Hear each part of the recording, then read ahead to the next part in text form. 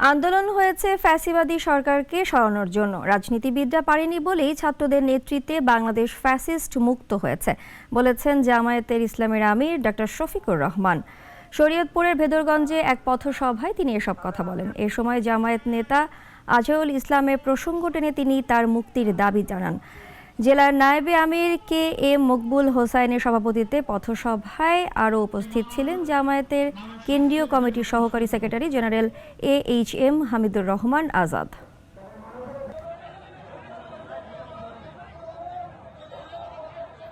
আমি যুবকদেরকে অভিনন্দন জানাই, সেলিউট জানাই।